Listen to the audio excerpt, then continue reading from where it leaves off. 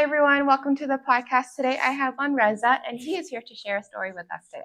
My story, how I came to Canada 4 years ago as a student. Since I was 18, I always had a dream to leave my country and especially come to Canada because I knew Canada as a land of freedom. You can do whatever you want, and whatever you achieve, whatever do your best, you can achieve your goals. It was my mindset from beginning because I knew in my country. So by the way, I'm Persian, I'm Iranian, and my government technically is pretty strict, and I'm not really fan of that. And it's so hard to grow. With that mindset, I always wanted to come to North America, especially Canada, to just reach my goals and live my dreams. Since I was 18, I was trying. I was in high school that time, and I was studying physical education. I was playing sports. I was almost getting to a national team of kayaking, and I was competing in different sports: kayak, taekwondo, basketball, volleyball, handball, hiking, cycling, even fitness in some points, provincial in most of the cases. But it wasn't enough for me. I needed to grow more, especially when it comes to career. So I started studying for my English. I was studying for hours, um, because the test is pretty hard. So imagine MCAT test for medical school. We have the same thing almost for English. We call it IELTS test. So it has speaking, reading, writing, and speaking. I said speaking. Speaking, yeah. All four different parts. And I had to get a good mark on all of them. I was studying 10 hours a day in the last few months because I had just 4 months. I was working full time. I was professional athlete at the same time. And I'm a family oriented person. So I do care about spending time with my family. So all at the same time, but I had to make sure I'm going to go and reach my goal. And it's my dream to go to Canada. So finally, after 4 months, I got my first English certificate. I didn't pass my writing, but I still applied for university in Canada, Saskatchewan University. Because of my GPA was pretty high, they gave me scholarship, and I accepted it and applied for a visa. While I was doing that, I applied for another English certificate for 2 months. I studied for another 2 months, and then I got my English certificate with the highest number ever, which is the advanced level. Yeah, because I believe there's nothing possible if I achieve it. So 2 more months, I studied hard, and then I achieved that goal. My sister, she also applied. So me and my sister, my older sister, we both in the same day we came to Canada 4 years ago. My university was in Saskatchewan, and my sister's supposed to come to Windsor because she was supposed to be student in University of Windsor. But when we landed in Toronto, it was actually kind of hard days because we had no internet, far from family, and leaving the country, it was so hard for me because in Iran we have forced military service, and on that time I was student, and you cannot leave country as a boy. You have to go for 2 years of military service. I didn't have it because I was a student, so I told my government that I'm going for just travel. So I wasn't able to grab so many stuff with myself because they would be suspicious that why you have that many luggages. I wasn't able to cry because even though they see me, I'm crying. They were asking, "Oh, why are you crying? You're just going for a vacation for a week. You shouldn't cry." So I had to say goodbye to my family, and also because of the situation in my country, I wasn't able to tell my friends that I'm moving to Canada forever and I'm not gonna come back. So I had a note for myself. I had all my friends listed. I contact them and just asked them, "I want to hang out with you. Let's see each other." They didn't know I'm living, but I knew I'm living. So I met them all the week before. And then the last day when I was hopping on airplane, I text them. I didn't tell you guys, but I'm leaving. I didn't tell you because of the security situation. Also, in that time, we had protesting in my country, and I was part of that protesting in university, in streets, and I've seen so many crazy stuff, and I wasn't feeling safe to tell everyone I'm leaving. So I told them that I'm leaving, and I'm not sure if I'm going to see you again, guys, but I love you. Yeah, but at the same time, I wasn't able to cry. I had to keep it to myself. I had to say goodbye to my parents. My little sister, she was only 4. It was the hardest part, and it was 16 hours flight. The whole time I was crying because I missed what I already accomplished in 20 years of living in my country, and now I had to start from the beginning. It was a different language. I've never been that place, and I didn't know what's gonna come, what's gonna happen to me. So I'm gonna be alone, and I've never been alone in my life. So we land up in Toronto, and the first reaction, the officer wasn't letting me in. They said no, no, no, no, no. your evidence are not showing that you're gonna leave country. You're not here for a student. You're gonna be here and gonna stay here forever. But my goal was to be studying first, and then I had all documents ready, but they refused it. And at the same time, I had 16 hours in flight. I was jet lagged. I didn't sleep for almost 2 days, and it was the first time I was actually talking to someone that just speak English. So I was nervous and I wasn't able to speak English well with the person. They actually stopped me, and after 30 minutes, they said, "Okay, we check your profile again and we'll let you in." But that was so stressful because they would deport me to my country, and I would never be able to come back again. So in Toronto, yeah, a few days, no internet. We had no SIM card, so no internet. Didn't know anyone, and new world, busy, crowded, stressful, and expensive. And then I came with my sister to Windsor to help her out to see what's her place look like and make sure she's fine. And then I have my ticket for Saskatchewan the day after. And I said, you know what? I'm gonna go to St. Clair College to see what they offer. I went to the advisor and I talked to them, and they said, you know what? We would love to have you here. So I changed my whole DLI, my education, to college instead of university, and I started studying again from diploma. I had my bachelor almost. I was in last year of bachelor when I moved to Canada, but I started from diploma again. So it's kind of was a regress for me, but at the same time, it's worth it because I'm starting building from beginning, from the foundation. I became top student in the first semester, second semester, third, fourth, and I won this student leadership award. And while I was working there, I was working in a factory. I was in a midnight shift. I was in a midnight shift working in the factory, 11 p.m. to 6 a.m. I was going home. I was resting for a few hours. I was either going to school or working construction during the day because I had to pay for my tuition, for my sister tuition. She wasn't able to find job. It's so kind of hard in Windsor to find job sometimes, and it's expensive to live here as a student, international student, and we had bills to pay. So I was working crazy hours, 60 hours of labor. One night I met a lady. She was one of the engineers. My machine was down, so I was just waiting, and I just having conversation with her. She said, "Why you're here? You're young.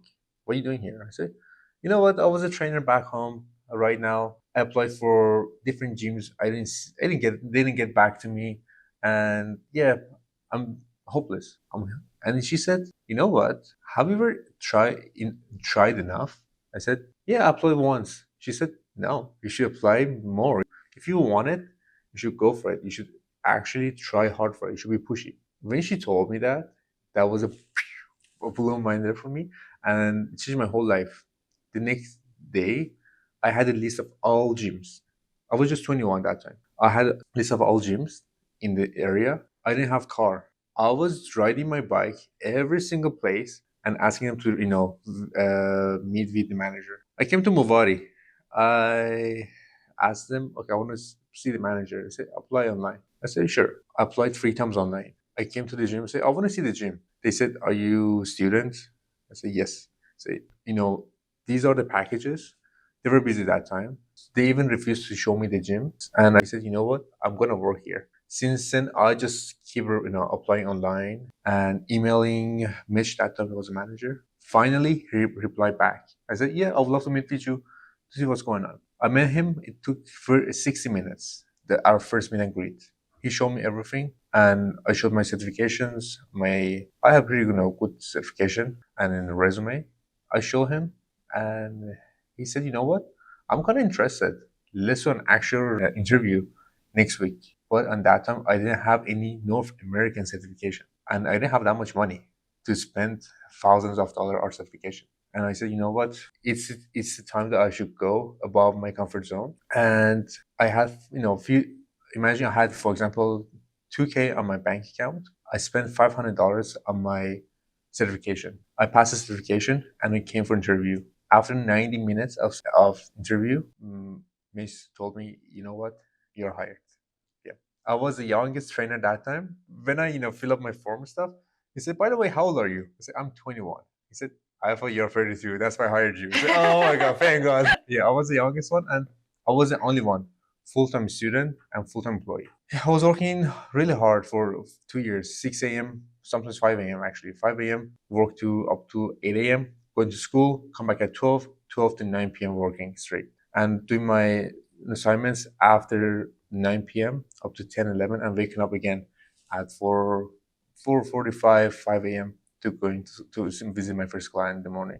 After 3 years, being top 20 in the company for a few times, being, always being top free in a whole team. There was opportunity to become a manager, and applied, and I got the job.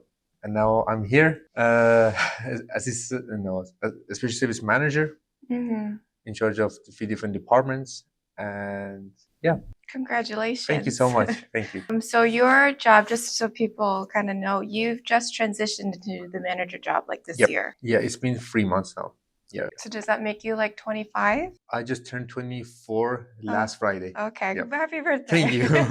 Thank you. Oh man, there was so much to your story. Yep. And I don't know where to start. It was actually some parts. I tried to make it shorter. It's supposed to be 5 minutes, but it was longer. Is your sister still in Windsor? No, after she graduated she actually changed to St. Clair too.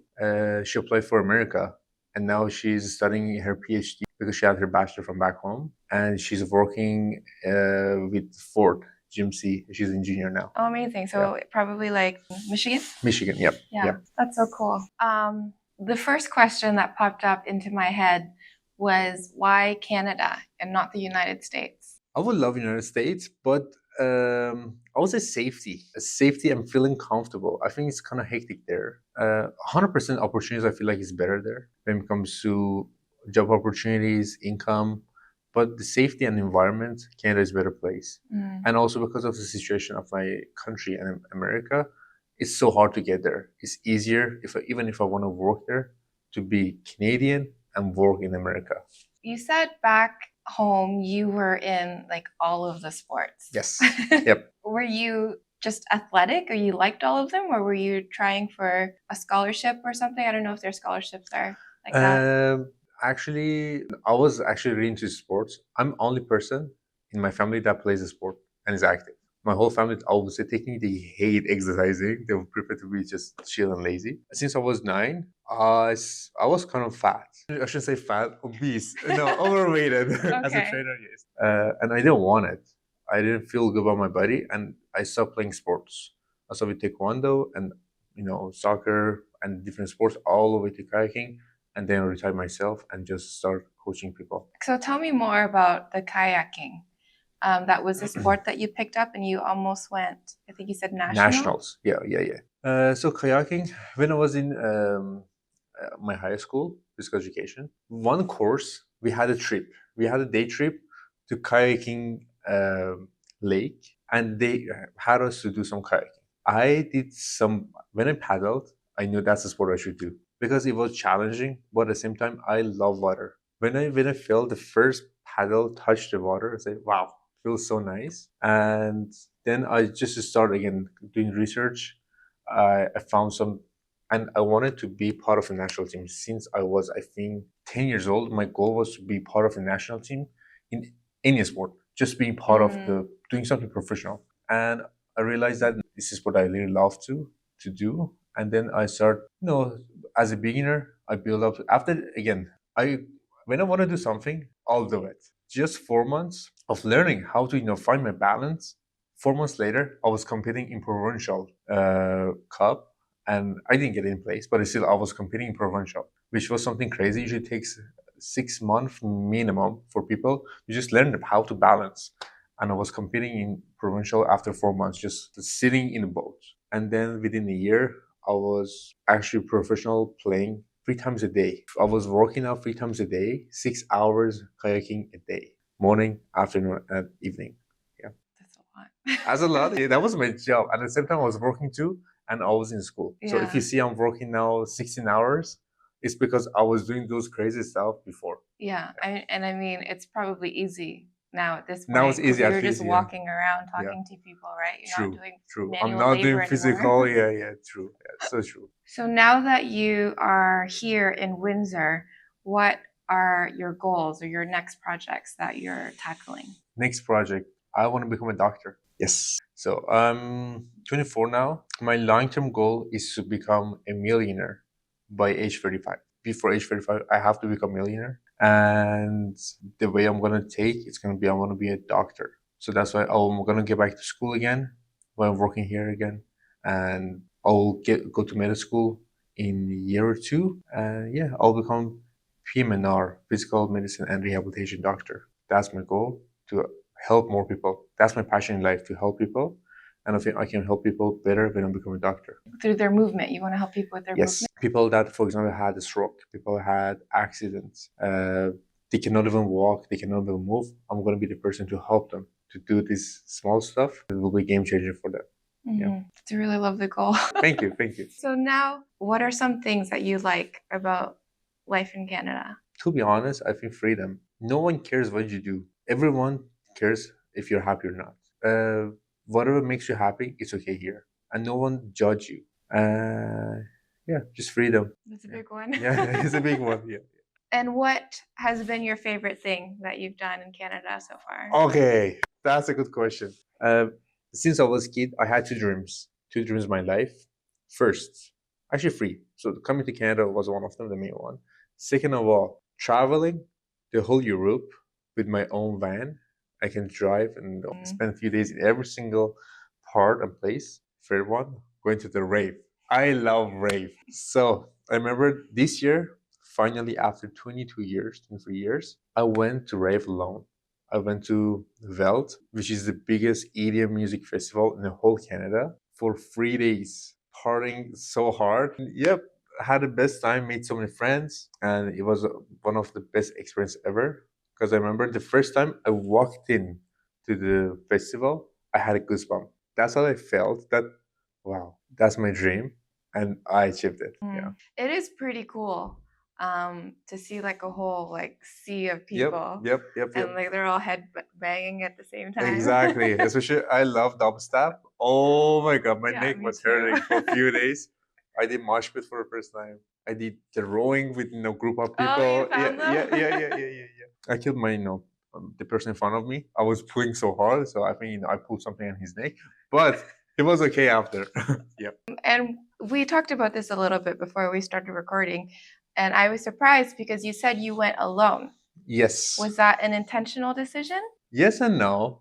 The thing I've learned, so by immigration, I was taking alone the whole time because when I was working, I was in school, and at night I was coming too late, so my sister wasn't asleep. So for a few days, I wouldn't see her, or I would talk to her at all. And I learned to be comfortable with myself.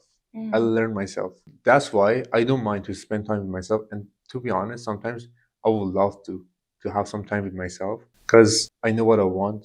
I know how to make myself happy, and I don't need to worry about anything. But about the rave, I didn't mind to go with some friends, but I realized that they're just saying, they give me some bad vibes that no, you know what, it's EDM, let's go some countries. You know what, country is okay, but you know what, I'm gonna go alone and I wanna spend time with myself. And actually, it was the best part that I was alone. Actually, I think if I was with someone else, it wouldn't be that perfect. But since I was alone, that was perfect. Did the rave culture surprise you? I knew before that this is crazy culture, but when I went there, actually that was pretty nice. The So after 3 days, I almost got over 20 duckies. Duckies? Duckies, yeah. Because my outfit for a while, so there was different theme every day. One of the days was wild, and I was wearing duckies outfit, duckies shirt stuff.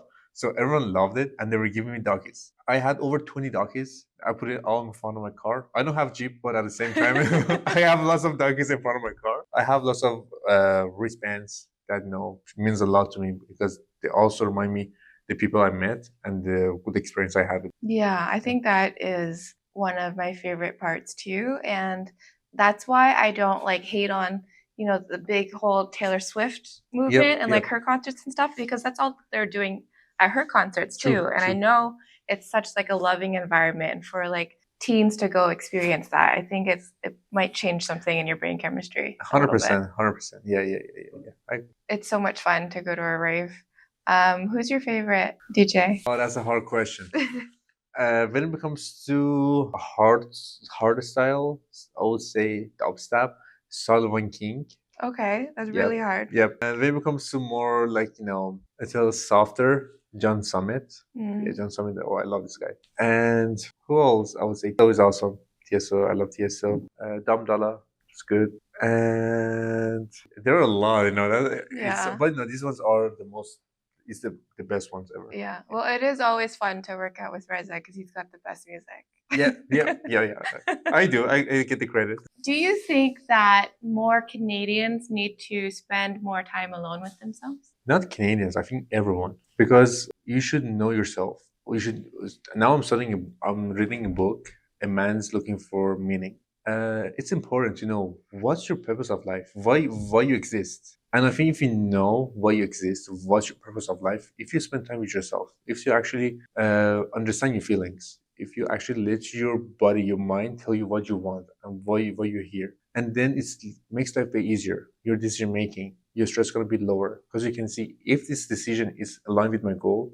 Is this something gonna make me be a better person and make me closer to my goal, or no? It's actually gonna make me be far from my goal. It's gonna ruin my values. So that's why I would say, yeah, it's kind of hard. I'm not gonna lie to spend time with yourself and just being alone. But it's good to know yourself. It'll help you. It will help you to know Yeah. yourself better. I agree. So you don't know me that well, Yeah. right? And you don't know too much about my podcast, but you were very willing. I don't know if that's the right word. Willing to come on and share a story. Can you tell me why? What drew you to it? I love to be inspiring, and that's I think one of my other purpose. Because whenever I start talking about my past, people just assume that, oh, it's because I always say I'm never better. I'm Yeah. happy, but everyone believe that, okay, this person that feels never better being happy had hard times too, and probably are having a hard time now, but he chooses to be happy. So I'm trying to be inspiring for people to let them know that everyone had a hard time and have a hard time, but it will go away. And just try to do your best and just keep up and keep up what you're doing, and everything's gonna be better one day or day one. Yeah. Yes. I think that like what you said is a big reason why I do this podcast, because we're all big individual people, and just looking at you, for example, I wouldn't have known like the depth of your story, and I believe that every single person on the planet is like that. And every single person has a story that needs to be heard and shared. And so that's why I try to get people on the podcast. So thank you for coming No on worries. and Thank sharing. you so much for having me. What is one last thought that you would like to leave with the audience? We talked about a story of everyone's life. I remember one of my bosses told me, Reza, because I was so nervous about future stuff. And he told me, Reza, everyone's life is like a storybook. It's like a notebook. And you write your story by yourself. Make sure to write your story in a way that in the future, when your kids, when your next generation read that story, you're gonna be proud of yourself. And that's my goal now. I'm writing this story that in the future, my next generation will be proud and they say, "Wow, damn, look at that!" Yeah. And that's my goal. And That's a very lovely goal. Thank you. If people want to find out more about you or reach out to you to continue the conversation, how can they do that? I have an Instagram. So my Instagram is Reza _ Saderi is ADS. Oh, I'll say from beginning. It's Reza REZA _SADEGHI _22. Yeah, you'll see, huge guy with huge biceps. And then I will also have that in the show notes so that people can just click it instead of remembering how to spell it. So thank you again so much for coming on the podcast and sharing your story. Thank you for having me.